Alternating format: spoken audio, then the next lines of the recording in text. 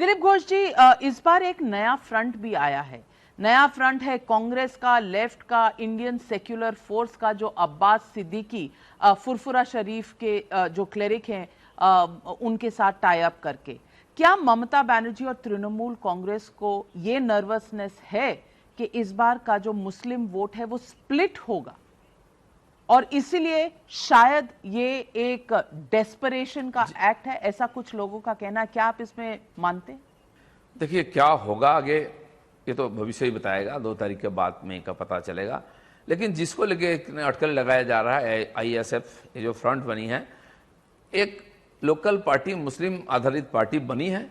वो पार्टी अभी शुरू हुआ है, ना तो उसमें कोई नेता है जो पहले राजनीति किए हुए, उनका नेता भी पहली बार राजनीति में आए हैं और फ्रंट भी पहली बार आई है। अब इसका ऐसा एक फ्रंट पहले भी बना था, सिद्दीकुल्ला चौधरी जो अभी मंत्री हैं, उन्होंने बहुत बड़ी बड़ी रैलियां की थी मुसलमानों का, लेकिन टीएमसी के साथ मिले और वो उन टीएमसी को जिताया, खुद गिफ्ट मिला, उनको एमएलए बने, मंत्री बने। आज वो भी नाराज है वहां से। तो मुसलमानों के साथ बार बार छल होता है। ये नया उद्योग शुरू हुआ है, पता नहीं क्या होगा, क्योंकि इनका अनुभव नहीं चुनाव जीतने का। लेकिन सबसे दुर्दशा तो यहाँ की सीपीएम और कांग्रेस का है। जो कांग्रेस को भी यहाँ की सारे एमएलए एमपी सीट जीती थी, आज केवल 2 ही एमपी सीट पिछले बार थी। जो सीपीएम यहाँ कभी 36 आउट ऑफ 42 सीट में जीते थे, आज उनके पास एक भी एमपी सीट नहीं है। और विधानसभा में जो है वोट का उनका परसेंटेज आज नीचे 6 और 7% में आ चुके हैं। इसलिए उनकी मजबूरी है, अस्तित्व रक्षा की लड़ाई है और किसी को भी मिल जाए उसके साथ लेके लड़ेंगे।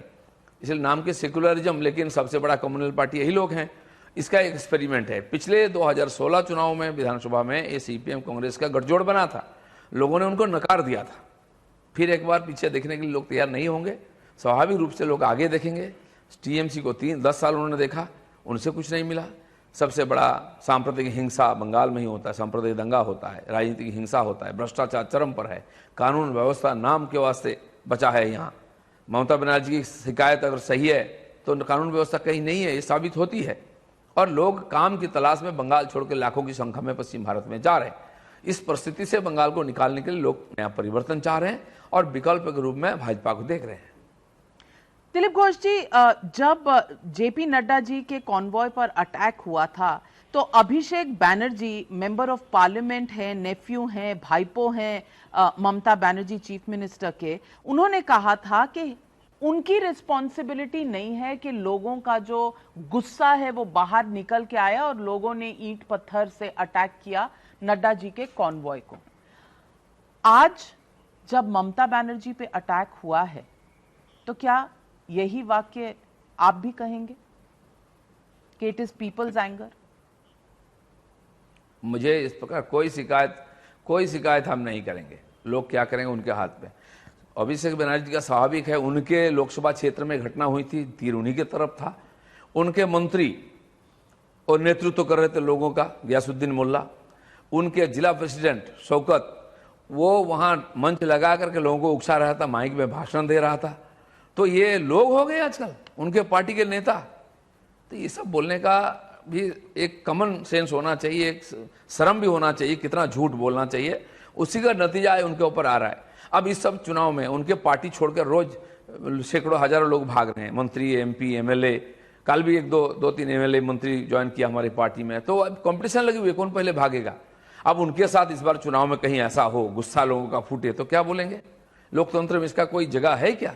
विरोधी नेता को आप सारेआम चौराहे पर मारेंगे, रास्ता पर गाड़ी अटक करके ईंटा पत्थर मारेंगे और इनकार कर देंगे, आपकी जिम्मेदारी नहीं लॉ एंड ऑर्डर का, आप सरकार में हैं। तो ये सब बोलने का मतलब वो नैतिक रूप से हार चुके हैं।